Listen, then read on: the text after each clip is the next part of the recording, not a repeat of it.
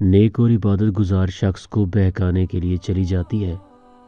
اس کو اپنے حسن پر بڑا ناز ہوتا ہے، جبکہ اس کے شوہر کو اس نیک شخص کے تقوی اور پرہیزگاری پر بڑا یقین ہوتا ہے۔ دونوں میاں بیوی میں شرط لگ جاتی ہے۔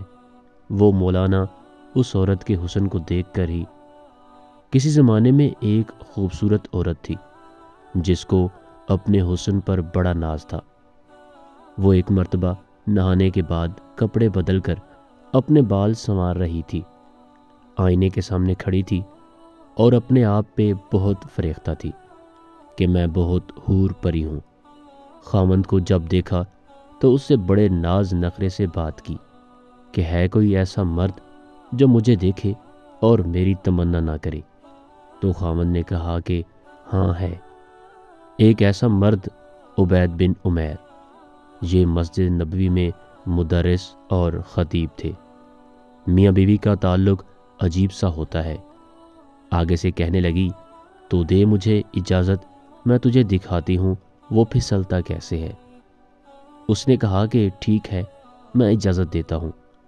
عورت کو اجازت مل گئی اور وہ نکلی، پھر مسجد کے دروازے پر آ کر کھڑی ہو گئی۔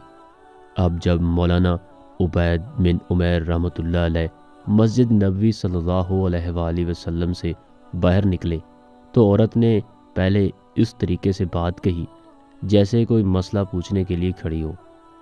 تو مولانا کھڑے ہو گئے۔ اس دوران اس نے اپنے چہرے سے نقاب کو ہٹا دیا۔ اس کا خیال یہ تھا کہ جب وہ میرے حسن و جمال کو دیکھیں گے تو فریختہ ہو جائیں گے۔ جیسے ہی اس نے ایسا کیا تو انہوں نے نظر ہٹا دی اور کہا، دیکھو کیوں ایسے کام کے بارے میں سوچتی ہو جس سے تمہیں دنیا میں بھی ذلت ملے گی اور آخرت میں بھی ذلت ملے گی۔ یہ الفاظ ان کے منہ سے اتنے درد سے نکلے کہ وہ شرما گئی اور واپس آ گئی۔ شوہر نے پوچھا، کیا بنا؟ کہنے لگی، کیا مرد ہی نیک ہوتے ہیں؟ کیا عورتیں نیک نہیں ہو سکتی؟ میں بھی نیک بنوں گی۔ اس کی تو زندگی ہی بدل گئی تھی۔ اس کے بعد وہ ہر روز اپنے خاوند سے عشاء کے وقت پوچھتی کہ کیا تمہیں میری ضرورت ہے؟ اگر کہتا تو وہ وقت خاوند کے ساتھ گزارتی، اور اگر وہ کہتا نہیں تو جبہ پہن لیتی اور ساری رات مصلے پہ عبادت کرتی۔